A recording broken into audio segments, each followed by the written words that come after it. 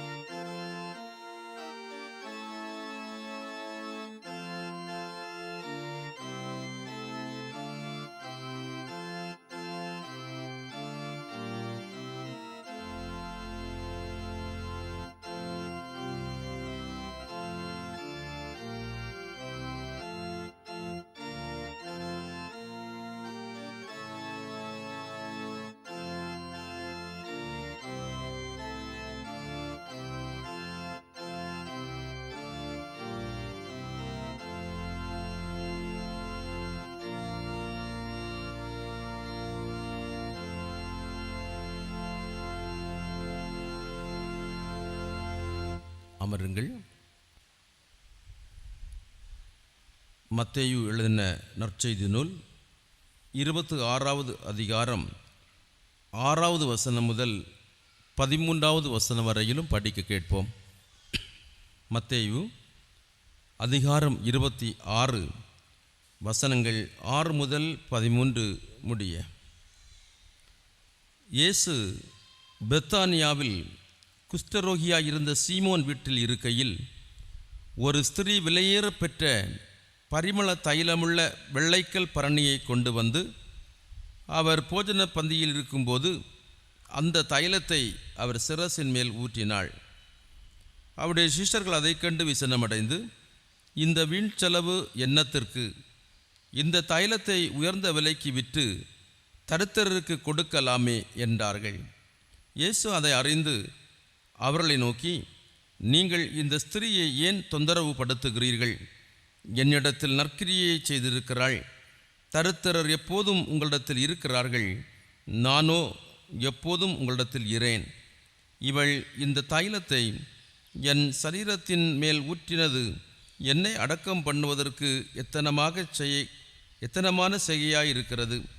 இந்த சுவிசேஷம் உலகத்தில் எங்கெங்கே பிரசங்கிக்கப்படுமோ அங்கெங்கே இவளை நினைப்பதற்காக இவள் செய்ததும் சொல்லப்படும் என்று மெய்யாகவே உங்களுக்கு சொல்லுகிறேன் என்றார் என்பதே. படிக்கப்பட வேண்டிய திருமறை பகுதி படித்து முடிந்தாயிற்று. கிறிஸ்துவுக்கே மகிமை உண்டாவதாக. யாவரும் இணைந்து இயேசுநாதர் கற்றுத்தந்த ஜெபத்தை ஏறெடுப்போம். பரமனில் எங்கள் பிதாவே, உம்முடைய நாமம் பரிசுத்தப்படுவதாக, உம்முடைய ராஜ்யம் வருவதாக, உம்முடைய சித்தம் பரமண்டலத்திலே செய்யப்படுகிறது போல பூமியிலேயும் செய்யப்படுவதாக. அன்றன்றுள்ள எங்கள் அப்பத்தை எங்களுக்கு இன்று தாரும். எங்கள் குற்றங்களை எங்களுக்கு மன்னியும். எங்களை சோதனைக்கு பிரவேசிக்க பண்ணாமல் தீமையின்றி எங்களை ரட்சித்துக் கொள்ளும். ராஜ்யமும் வல்லமையும் மகிமையும் என்றென்றைக்கும் உடைகளே. ஆமென்.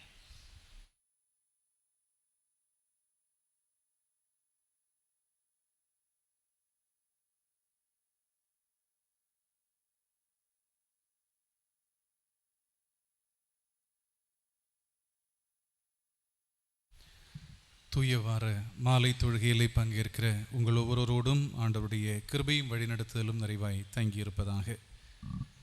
மத்தேயு நற்செய்தி நூல் 26வது அதிகாரத்தினுடைய 6 முதல் 13 வரையிலான திருவசனங்களை நாம் வாசித்து கேட்டோம். வாசித்து முடிக்கப்பட்ட, அதாவது 13வது வசனத்தினுடைய அந்த ஆண்டவராகிய இயேசு கிறிஸ்து கூறின தீர்க்க தரிசன உரையின்படியே இந்த நாளிலே இந்த வார்த்தைகள் இங்கு நிறைவேறுகிறது என்று நாம் நிச்சயமாகவே ஆண்டவருக்குள் மகிழலாம். அப்படி ஆண்டவராகிய இயேசு கிறிஸ்து இந்த உலகத்திலே ஒரு மனிதகுமாரனாக வெளிப்பட்ட நாட்களிலே அவர் மிக முக்கியமாக எங்கெங்கெல்லாம் தம்மை குறித்த நற்செய்தி சொல்லப்படுகிறதோ அங்கு எல்லாம் இந்த செயல் சொல்லப்படும் என்று கூறின அந்த தீர்க்க தரிசன வார்த்தை இன்றளவும் நிறைவேறி வருவதனால் ஆண்டவருடைய நாமத்திற்கே மகிமை உண்டாவதாக. அன்பானவர்களே, பொதுவாக நம்முடைய இல்லங்களிலே அல்லது நாம் பணிபுரிகின்ற அலுவலகங்களிலே ஒரு உயர் அதிகாரி, மிக முக்கியமான பதவியிலே, பொறுப்பிலே, அதிகாரத்திலே இருக்கின்ற ஒரு மிக முக்கியமானவர் வருகிறார் என்று சொன்னால் அவருடைய வருகைக்காக நாம் எடுத்துக்கொள்ளுகின்ற ஆயத்தங்கள் எல்லாம் மிக சிறப்பாக இருக்கும். ஒரு நாட்டினுடைய அல்லது ஒரு முக்கியமான துறையினுடைய உயர் அதிகாரியாக இருக்கிற ஒருவர் வருகிற பட்சத்திலே சில வேளை அவர் உணவு அருந்துவார் என்று சொன்னால் எவ்வித உணவை அவர் அருந்துவார் என விசாரித்து அவருக்கு தருவதும், சில வேளை அவர் ஒரு நாள் தங்க நேரிட்டால் அவர் தங்கக்கூடிய வசதிகள் எப்படிப்பட்டதாக இருக்க வேண்டும் என்பதையும் குறித்த அக்கறை மிக பெரிதாக இருக்கும். இந்த விசாரிப்புக்குள் அடங்கியிருக்கின்ற உண்மை என்னவென்று சொன்னால், ஒன்று நம்முடைய விருந்து உபசரணை அல்லது நம்முடைய விருந்தோம்பல் பாராட்டுதற்கு உரியதாக இருக்க வேண்டும் என்பது ஒன்று. மற்றொன்று, இந்த விருந்தோம்பலின் மூலமாக நாம் அங்கீகரிக்கப்படத்தக்க நபர்களாக இருக்க வேண்டும் என்பது நம்முடைய மற்றொரு எதிர்பார்ப்பு. அப்படி இந்த பாராட்டப்பட வேண்டும், நாம் சிறப்பான அங்கீகாரத்தை அந்த நபரிடமிருந்து பெற்றுக்கொள்ள வேண்டும் என்பதற்காகவே நாம் மிக சிறப்பாக அதிக முயற்சியை எடுத்து நாம் விருந்தோம்பல் செய்ய நிச்சயமாகவே முற்படுவோம். ஆண்டவராகிய இயேசு கிறிஸ்துவினிடத்திலே வந்து மிகப்பெரிய அங்கீகாரத்தை பெற்ற ஒரு பெண்மணியினுடைய நிகழ்வைத்தான் நாம் இந்த பகுதியிலே வாசித்து கேட்கின்றோம். அவள் செய்த அந்த நற்செயலை ஆண்டவராகிய இயேசு கிறிஸ்து அங்கீகரித்தார்.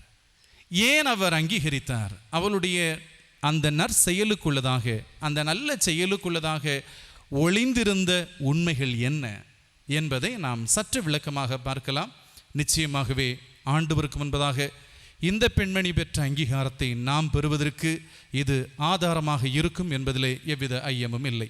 ஆகவே சற்று விளக்கமாக இவைகளை பார்க்கலாம். 7வது வசனம் சொல்கிறது, ஒரு ஸ்திரீ விலையேற பெற்ற பரிமள தைலமுள்ள வெள்ளைக்கல் பரணியை கொண்டு வந்து அவர் போஜன பந்தியில் இருக்கும்போது அந்த தைலத்தை அவர் சிரசின் மேல் ஊற்றினாள் என்று வருகிறது. வெள்ளைக்கல் பரணி என்பது ஒரே ஒரு முறை பயன்படுத்த முடிகின்ற ஒரு பரணி. அதை உடைத்தால் பின்னர் தொடர்ந்து பயன்படுத்த முடியாது. அப்படிப்பட்ட ஒரு அழகிய வெள்ளைக்கல் பரணி, அதற்குள்ளதாக இருந்த இந்த பரிமள தைலம் என்பது மிக விலை உயர்ந்தது, மிக மிக விலை உயர்ந்தது. 300 தென்னாரியத்திற்கு விற்றிருக்கலாமே என்று சொல்லப்பட்டிருக்கிறது. அப்படின்னு சொன்னால் ஒரு வருட வேலை கூலி என்று சொல்லப்பட்டிருக்கிறது. அதாவது தினக்கூலி வேலை செய்கிறவர்கள் ஒரு வருடம் வேலை செய்தால் கிடைக்கப்பெறுகின்ற அந்த பணம், அவ்வளவு விலை உயர்ந்த அந்த பரிமள தைலத்தை, அந்த பரணியை உடைத்து ஆண்டவராகிய இயேசு கிறிஸ்துவனுடைய தலையின் மீது அந்த பெண்மணி ஊற்றினாள். அந்த ஊற்றுதலிலே மறைந்திருந்த அவளுடைய உள்ளுணர்வு என்ன? ஆண்டவராகிய இயேசு கிறிஸ்துவினால் நான் ஜீவனை பெற்றிருக்கிறேன், அவரால் நான் வாழ்ந்து கொண்டிருக்கிறேன், இவர் ஒருவர் தான், இவருடைய நாமம்தான் என்னுடைய ஜீவனுக்கும் என்னுடைய வாழ்வுக்கும் ஆதாரம். அந்த ஆண்டவருக்கு முன்பதாக அவருடைய பிள்ளையாக நான் தொடர்ந்து வாழ விரும்புகிற பட்சத்திலே இந்த பரணியில் இருக்கிற பரிமள தைலம் எனக்கு இனி பெருமளவிலே பயன்பட போவது இல்லை. ஆடம்பரத்துக்கு ஏதுவாக இருக்கின்ற, இந்த உலகத்திற்கு ஒத்த வேஷம் தரிப்பதற்கு ஏதுவாக இருக்கின்ற, ஆடம்பரத்துக்கு நேராக என்னை வழிநடத்துவதற்கு வாய்ப்பு உள்ள இந்த ஒரு பரிமள தைலத்தை நான் இனி பயன்படுத்தப் போவது இல்லை. இந்த ஆண்டவராகிய இயேசு கிறிஸ்துவனுடைய நாமம்தான் என்னை பொறுத்தவரையிலே எனக்கு பரிமள தைலம். அந்த நாமத்தினாலே வருகின்ற வாசனை தான் என்னிலிருந்து இனி வீச வேண்டும். அப்படி இருக்க இந்த பரணியும் இந்த பரணியில் இருக்கிற பரிமள தைலமும் தொடர்ந்து நான் பயன்படுத்துகிற அளவிலே நிச்சயமாகவே எனது வாழ்வு அமையப் போவது இல்லை. ஆகவே ஆண்டவராகிய இயேசு கிறிஸ்துவனுடைய தலையிலே ஊற்றி இவ்விதத்திலே என்னுடைய அர்ப்பணத்தை வெளிப்படுத்த வேண்டியது மிக முக்கியமான ஒன்றாக இருப்பதாய் அந்த பெண்மணி உணர்ந்ததனாலே தான் அந்த பரணியை உடைத்து அந்த பரிமள தைலத்தை ஆண்டவருடைய தலையின் மீது ஊற்றினார். எனக்கு இனி இது பயன்பட போவது இல்லை. இந்த உலகத்திற்கு ஒத்த வேஷத்தை தரித்து வாழ்வதிலே நான் இனி ஆர்வம் காண்பிப்பது இல்லை. தீமோத்தேயுவுக்கு பவுல் எழுதின கடிதத்திலே 1 தீமோத்தேயு 2:9 பவுல் தீமோத்தேயுவுக்கு சொல்லுகின்ற ஆலோசனை என்னவென்று சொன்னால், நீ சபையிலே சொல்லும் பொழுது நிச்சயமாகவே சொல், மயிர் பின்னுதலினாலாவது உயர்ந்த வஸ்திரங்களை தரிப்பதினாலாவது இந்த உலக ஆடம்பரங்களுக்கு நேராக சபை மக்கள் தங்களை அர்ப்பணியாத வண்ணம், ஆண்களானாலும் பெண்களானாலும் இந்த உலக ஆடம்பரங்களுக்கு ஏற்ப வாழ்கிற வாழ்க்கை அப்படிப்பட்ட ஒரு வாழ்வுக்கென்று அல்ல நான் அவர்களை அழைத்து வேறு பிரித்திருப்பது.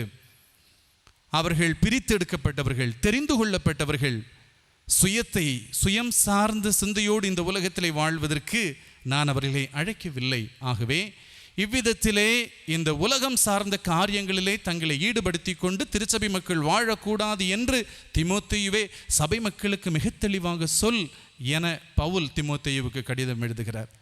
ஆண்டவருடைய பிள்ளைகளாக இருக்கிற ஒவ்வொருவரும் இந்த உண்மையை உணர்ந்தவர்களாக முன் செல்ல வேண்டும். மட்டுமல்ல, ஆண்டவராகிய இயேசு கிறிஸ்து சொன்னார், மத்தேயு 10வது அதிகாரம் 37வது வசனத்திலே, மத்தேயு 10வது அதிகாரம் 37வது வசனத்திலே, ஒருவன் என்னிலும் அதிகமாய் தன் தாயையாவது தகப்பனையாவது நேசித்தால் அவன் எனக்கு பாத்திரன் அல்ல. ஒருவன் என்னிலும் அதிகமாய் தன் மகனையாவது மகளையாவது நேசித்தால் அவன் எனக்கு பாத்திரன் அல்ல. நன்றாக கவனியுங்கள். என்னுடைய பிள்ளைகளாக இருக்கிற, என் நாமத்தை தரித்திருக்கிற ஒருவர் என்னிலும் அதிகமாக இந்த உலகத்திலே தன் தகப்பனையோ தாயையோ நேசிக்க கூடாது என்று ஆண்டவர் சொல்லுகிறார். என்னிலும் அதிகமாய் தன்னுடைய மகனையோ மகளையோ நேசிக்க கூடாது அப்படி என்று சொன்னால், நீங்கள் எதை செய்தாலும் என் நாமத்திற்கு முதல் முக்கியத்துவம் தந்தே நீங்கள் அதை செய்ய வேண்டும். நான் கேரளாவிலே திருவனந்தபுரத்திலே இறையியல் கல்லூரியிலே பயின்று கொண்டிருக்கும் பொழுது ரெவரண்ட் டாக்டர் PT ஜார்ஜ், இந்தியாவினுடைய மிஷன் ஸ்காலர் என்று சொல்லப்படுகின்ற மிக சிறந்த ஒரு பேராசிரியர், கிழக்கு கேரள பேராயத்தை சார்ந்தவர். அவர் ஒரு விஷயம் எங்களுக்கு வகுப்பெடுத்து கொண்டிருக்கும் பொழுது சொன்னார், அவருடைய தாய் அவருக்கு பழக்கவித்த ஒரு விஷயத்தை எங்களோடு பகிர்ந்து கொண்டார். நாம் பொதுவாக புத்தாடைகளை கிறிஸ்து பிறப்பு இல்லைன்னு சொன்னால் புது வருடம் இல்லைன்னு சொன்னால் ஈஸ்டர் இது போன்ற நேரங்களிலே நாம் புத்தாடைகளை வாங்குவது உண்டு. அந்த ஆடைகளை நாம் ஆலயத்திற்கு அணிந்து வருவது உண்டு. இந்த என்னுடைய பேராசிரியனுடைய தாய்க்கு இருந்த ஒரு வழக்கம் என்னவென்று சொன்னால், இந்த சிறப்பு நாட்கள் என்று அல்ல, இடைப்பட்ட காலங்களிலே கூட எந்த ஒரு வஸ்திரம் வாங்கினாலும் அதை முதலாவதாக ஆலயத்திலே அணிந்து சென்று ஆண்டவரை தொழுதுவிட்டு தான் அந்த வஸ்திரத்தை வெளி இடங்களுக்கு பயன்படுத்த வேண்டும் என்பதிலே அவர்கள் மிக கண்டிப்பானவர்களாக இருந்தார்களாம். ஒரு சின்ன பெண் வாங்கினால் கூட அந்த பெண்ணை முதலாவதாக ஆலயத்திற்கு எடுத்து சென்றதற்கு பின்பு தான் நீ பள்ளிக்கூடத்திற்கு எடுத்து செல்ல வேண்டும் என்று சொல்வார்களா. ஒரு கைக்குட்டையாக இருந்தாலும் சரி, என்ன ஒரு சின்ன காரியமாக இருந்தாலும் முதலாவதாக ஆண்டவருக்கு, ஆண்டவருடைய நாமத்திற்கு, அவருடைய சமூகத்திற்கு என்கின்ற நிலையிலே என்னுடைய அம்மா என்னை வளர்த்தார்கள். இன்றளவும் அதை நான் பின்பற்றுகிறேன். என்னுடைய பிள்ளைகளுக்கும் அப்படித்தான் நான் அதை கற்றுக் கொடுத்து அவர்களை அப்படி பழக்குவித்திருக்கிறேன் என்று அந்த பேராசிரியர் சொன்னது எங்களுக்கு மிகுந்த மகிழ்ச்சிக்குரியதாக இருந்தது. இன்றைக்கு நாம் வீடுகளுக்கு தறி வைக்கும் பொழுது நம்முடைய திருச்சபை மக்கள் கூட எந்த அளவுக்கு இயேசு கிறிஸ்துவனுடைய நாமத்திற்கு முக்கியத்துவம் தருகிறார்கள். ஆசாரிமார்கள் சொல்லுகின்ற நேரம், அவர்கள் சொல்லுகின்ற காரியத்துக்கு முக்கியத்துவம் தருகிற நபர்கள் இன்றைக்கும் ஆலயத்தினுடைய அங்கத்தினர்களாக இருக்கிறார்கள். நிலைக்கால்களிலே, முக்கியமான வாசலிலே ஆண்டவருடைய வார்த்தைகளை பொறிப்பது பொருத்தமானது. அதே வேளையிலே மகான்களுடைய வார்த்தையை பொறிக்கலாம், இல்லை என்று இல்லை. ஆனாலும் ஒருவன் என்னிலும் அதிகமாய் தன் தகப்பனையாவது தாயையாவது நேசித்தால் அவன் எனக்கு பாத்திரன் அல்ல. ஆண்டவராகிய இயேசு கிறிஸ்துவனுடைய நாமத்தை பின்பற்றுகிறவர்கள் முதல் முக்கியத்துவம் அவருடைய நாமத்திற்குத்தான் தர வேண்டும். இதனுடைய அடிப்படையிலே தான் நாம் பாடுகிறோம், பரிமள தைலமாம் இயேசுவின் நாமம், பாரங்கும் வாசனை வீசிடும் நாமம், அந்த நாமம்தான் எனக்கு எல்லாவற்றுக்கும் எல்லாமாக இருக்கிறது என்று. ஆண்டவரை பின்பற்றுகிறவர்களாக இருக்கிற நாம், அவரால் தெரிந்தெடுக்கப்பட்டவர்கள், அவரால் பிரித்தெடுக்கப்பட்டவர்கள், இந்த பிரித்தெடுக்கப்பட்ட அனுபவத்தோடு நான் வாழப்போகிறேன் என்பதை பிரகடனம் பண்ணும் வண்ணமாக, அதை வெளிப்படுத்தும் வண்ணமாகத்தான் ஒரே ஒரு முறை உடைத்து பயன்படுத்தப்படத்தக்க அந்த பரணியை உடைத்து ஆண்டவராகிய இயேசு கிறிஸ்துவனுடைய தலையிலே அந்த பெண்மணி ஊற்றினாள். இனி என்னிலிருந்து வீசுகின்ற வாசனை இயேசு கிறிஸ்துவனுடைய அந்த நாமம், அந்த பரிமள தைலமாம் இயேசுவின் நாமம், ஆண்டவருடைய பிள்ளைகளாக இருக்கிற நாமம். இவ்வித சிந்தையோடு இருந்தால் நாம் நீதி உள்ளவர்களாக இருப்போம். இதுதான் நீதி உள்ள வாழ்வு. நம்முடைய வாழ்க்கை செழிக்க வேண்டும், அதற்கு ஆண்டவருடைய நாமம் ஆதாரமாக இருக்க வேண்டும் என்பது நம்முடைய விருப்பம். நீதிமான் பனையை போல் செழிப்பான். எப்பொழுது நாம் நீதிமான்களாக நீதிமாட்டிகளாக மாறுகிறோம், இந்த ஸ்திரீயினுடைய மனதில் எப்பொழுது நமக்கு வருகிறதோ அப்பொழுது நாம் நீதி உள்ளவர்களாக, இந்த உலகத்துக்கு, இந்த பிரபஞ்சத்துக்கு ஒத்த வேஷம் தெரியாமல் எதுவானாலும் இயேசு கிறிஸ்துவனுடைய நாமமே, அவருடைய நாமத்திற்கே முக்கியத்துவம் தந்த என்னுடைய அத்தனை செயல்களும் அசைவுகளும் காணப்படும் என்கின்ற முடிவோடு நம்முடைய வாழ்வின் அத்தனை செயல்பாடுகளும் அமையுமேயாயின் ஆண்டவர் நம்மை குறித்தும் சாட்சி சொல்லுவார். இந்த ஸ்திரீ உலகெங்கும் சொல்லப்படுவாள் என்று சொன்ன வண்ணமாக நாமும் ஆண்டவருக்கு முன்பதாக அங்கீகாரம் பெற்றவர்களாக வாழ வேண்டும் என்று சொன்னால், இந்த பெண்மணியைப் போல இந்த உலக ஆடம்பரங்கள் அல்லது இந்த உலகத்திற்கு ஒத்த வேஷம் தரிக்கின்ற எந்த சிறிய ஒரு காரியமாக இருந்தாலும் அது வாழ்விலே இராத வண்ணம் மிக கவனமாக இருக்கிற பட்சத்திலே ஆண்டவர் நம்மையும் அங்கீகரித்து, நம்மையும் ஏற்றுக்கொண்டு, நம்மையும் நீதியுள்ளவர்களாக மாற்றி செழிக்க பண்ணுவார். ஆகவே இதிலே ஆண்டவருடைய பிள்ளைகளாக இருக்கிற நாம் விழிப்புள்ளவர்களாக இருக்க வேண்டும். ஆண்டவருடைய செழிப்பை, ஆண்டவருடைய நன்மையை என் ஆவி ஆத்மா சரத்திலே காண வேண்டும் என்று விரும்புகிற ஒவ்வொருவரும் அவருடைய ஆவிக்குரிய நன்மைகளாலும் இந்த உலகிற்குரிய நன்மைகளாலும் செழிக்க வேண்டும் என்று சொன்னால், இவ்விதத்திலே அர்ப்பணமுள்ள இந்த உலகத்தின் ஆடம்பரங்களை முற்றிலும் வெறுத்தவர்களாக வாழ்கின்ற வாழ்க்கை தான் ஆண்டவருக்கு ஏற்புடையது. அவருடைய நாமம்தான் என்னிலிருந்து வீசுகின்ற வாசனையாக இருக்க வேண்டும் என்கின்ற அந்த மிக முக்கியமான ஆர்வம்தான் நம்முடைய ஆசீர்வாதத்திற்கெல்லாம் அடிப்படை என்கின்ற புரிதலோடு முன் செல்வது நம்மை நிச்சயமாகவே இன்னும் ஆவிக்குரியவைகளிலே பெருக பண்ணும். தொடர்ந்து இந்த பரிமள தைலத்தை ஊற்றுவதனால் அந்த பெண்மணி வெளிப்படுத்திய வெளிப்பாடு என்ன? ஏன் ஆண்டவர் அந்த செயலை அங்கீகரித்தார்?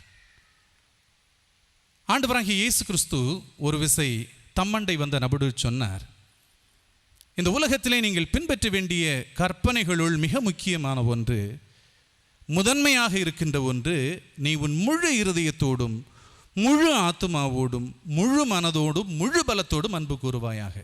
நன்றாக கவனிக்க வேண்டும். முழு இருதயத்தோடும் முழு ஆத்துமாவோடும் முழு மனதோடும் முழு பலத்தோடும் அன்பு கூறுவாயாக. அது எப்படி நாம் அன்பு கூறுவது? யோவான் என்கின்ற ஆண்டவருடைய சீஷர் மிக ஆண்டவராகிய இயேசு கிறிஸ்துவோடு நல்ல தொடர்பில் இருந்து அவருடைய மார்பிலே சாய்ந்திருப்பார். அவர் இந்த மார்பிலே சாய்ந்திருப்பதனால் அவர் ஒரு சிறப்பு தன்மையை பெற்றிருந்தார். அந்த சீஷர்கள் மத்தியில் ஒரு சிறப்பு அங்கீகாரத்தை பெற்றிருந்தார். இயேசு கிறிஸ்துவோடு ரொம்ப நெருக்கமானவர் என்கின்ற நிலையிலே அது அவருக்கு ஒரு சந்தோஷமாகத்தான் இருந்திருக்கும். அதே வேளையிலே இயேசு கிறிஸ்து கைது செய்யப்பட்டு பிரதான ஆசாரியனுடைய இல்லத்திற்கு கொண்டு செல்லப்படுகின்ற அந்த வேளையிலே பேதுரு கூட சென்றார். அதே வேளையிலே யோவானும் கூட சென்றார். அந்த யோவானுக்கு அங்கு இன்ஃப்ளூயன்ஸ் இருந்தது, அவர்களையெல்லாம் தெரியும். ஆனாலும் அந்த நாட்களிலே ஒருவருக்கு மரண தண்டனை விதிக்கப்படுகிறது என்று சொன்னால் அவரோடு நெருங்கிய தொடர்புள்ளவர்களுக்கும் மரண தண்டனை தருவதற்கு வாய்ப்பு உண்டு.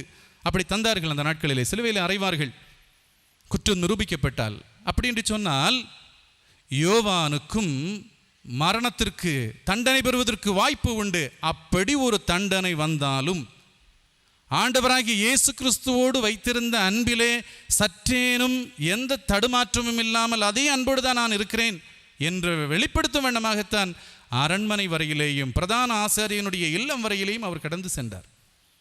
ஆண்டவரை நேசிக்கின்ற அன்பிலே தியாகம் உண்டு. அந்த தியாகத்தோடு வெளிப்படுத்துகின்ற அன்புதான் முழு இருதயத்தோடு முழு ஆத்மாவோடு முழு மனதோடு முழு பலத்தோடும் காண்பிக்கின்ற அன்பு. இந்த பெண்மணியினுடைய அன்பிலே தியாகம் இருந்தது. தியாகத்தோடு தன்னுடைய அன்பை வெளிப்படுத்தினாள். ஏதோ ஒன்று அவளுக்கு நஷ்டமானது. நாம் தேனீக்கள் ஒவ்வொரு நாளும் ஒவ்வொரு பூக்களாக சென்று சின்ன கிராம் அளவிலே சேகரிக்கின்ற அந்த தேனை நாம் லிட்டர் அளவிலே நாம் வாங்கி மருத்துவ குணமுள்ள தேனை பயன்படுத்துகிறோம்.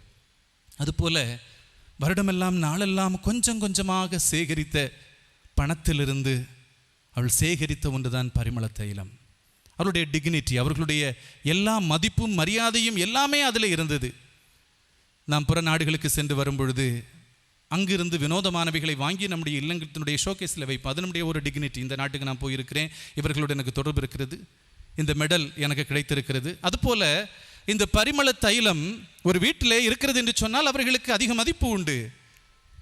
அந்த பரணியை இந்த பெண்மணி உடைத்தாள். எனக்கு ஜீவனை தந்தவர் இவர்தான், எனக்கு வாழ்வு தந்தார், ஆகவே அவராலே தான் நான் வாழ்ந்து கொண்டிருக்கிறேன். அவருக்கு முன்பதாக இந்த பரணியை நான் உடைக்கிறேன். அவள் வெளிப்படுத்திய அந்த அன்பிலே ஒரு தியாகம் இருந்தது. இன்றைக்கு ஆண்டவரை பின்பற்றுகிறவர்களுக்கு எல்லாம் ஆண்டவரிடமிருந்து நன்மை மட்டும் வேண்டும். ஆனால் அவருக்காக ஏதோ ஒரு தியாகத்தை அனுபவிக்க வேண்டும் என்பதிலே அதிக ஆர்வம் இல்லை. வாழ்க்கையிலே வருத்தங்களும் வேதனைகளும் வரும்பொழுது என்ன, ஆண்டவருக்கு எங்கள் மீது அன்பு இருக்கிறதா, எங்கள் மீது பாசம் இருக்கிறதா? ஆண்டவர் எதிர்பார்க்கின்ற அந்த அன்பு, தியாகத்தோடு வெளிப்படுத்த வேண்டிய அன்பு இந்த பெண்மணியிடத்தில் இருந்தது.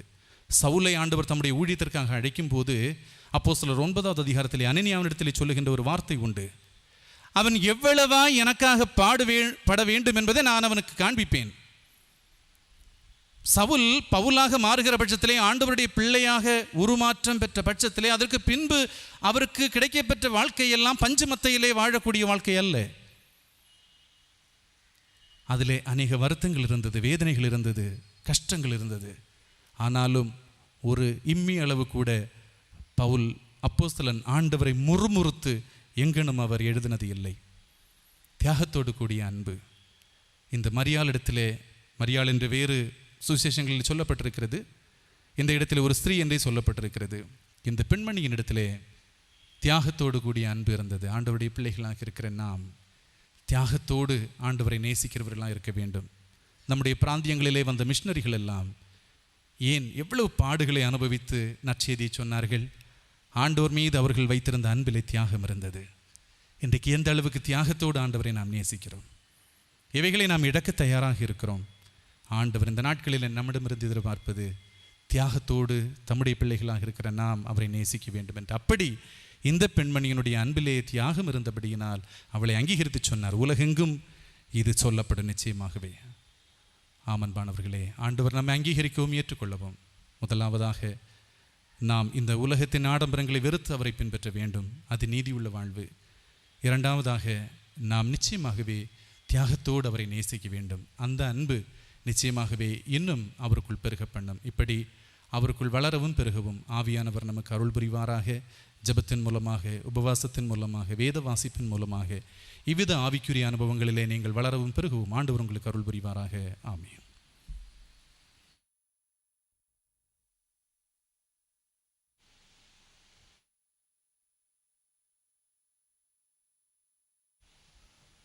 நாம் யாவரும் எழுந்து 351வது கீர்த்தனையை பாடுவோம். கீர்த்தனை 351. பாதம் ஒன்றே வேண்டும், இந்த பாடல் எனக்கு மற்ற எதுவும் வேண்டாம், உன் பாதம் ஒன்றே வேண்டும்.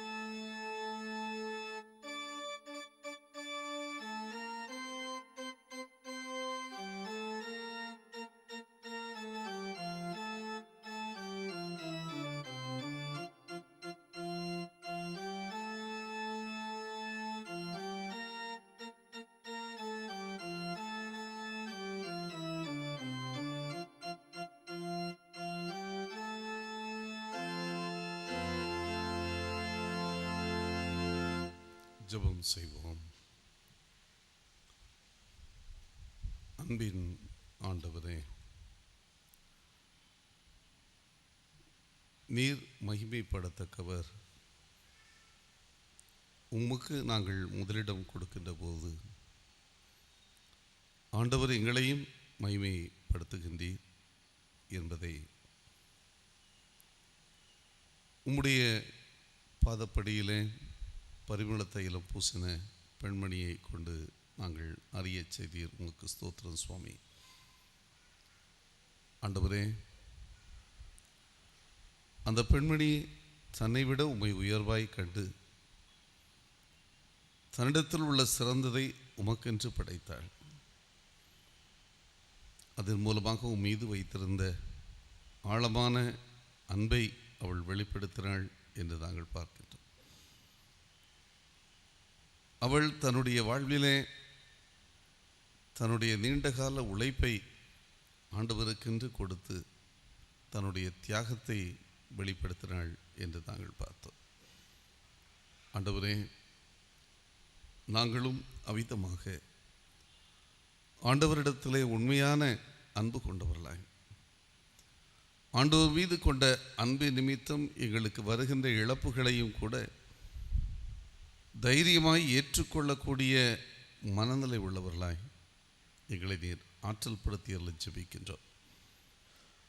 இந்த விசுவாச பயணத்திலே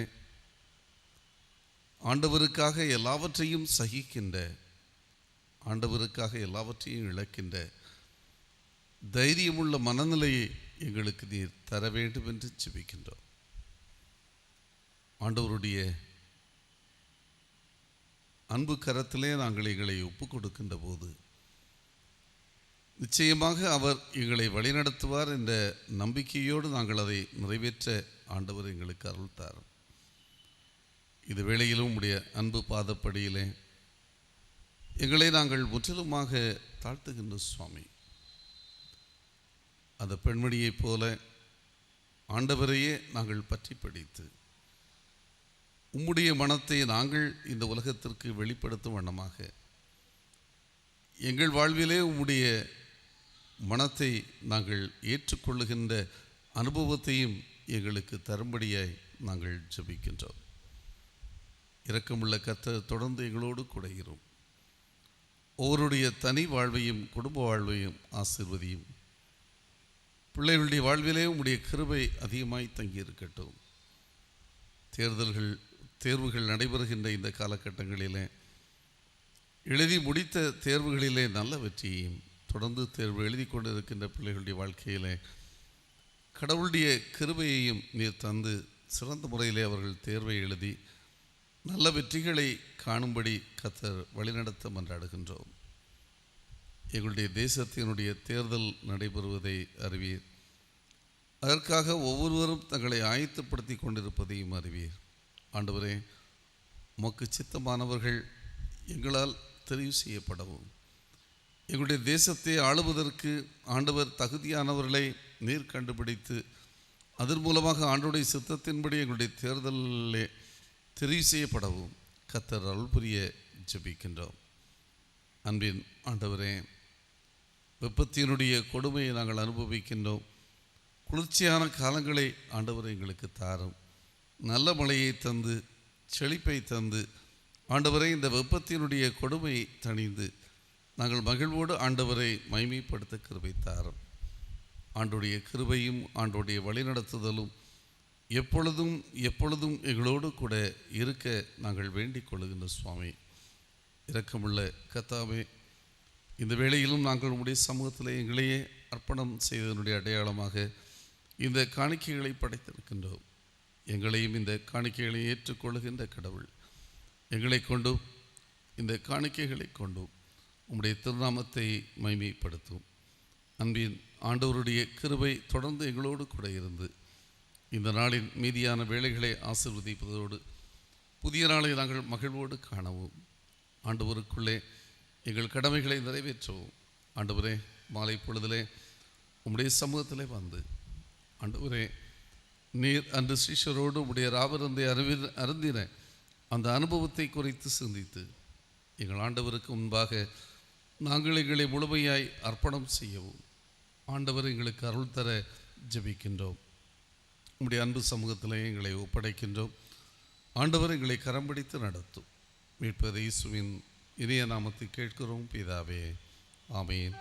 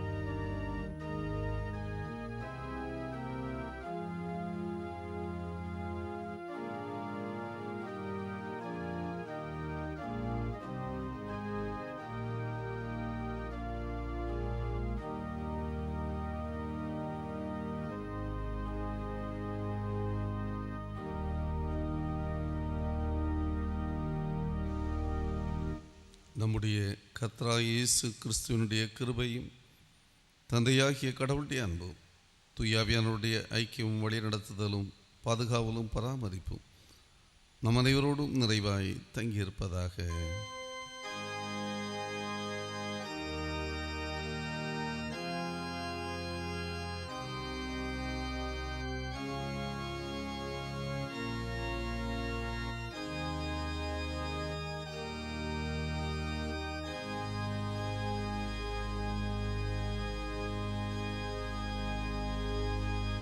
ஆண்டவர் உங்களோடு இருப்பாராக.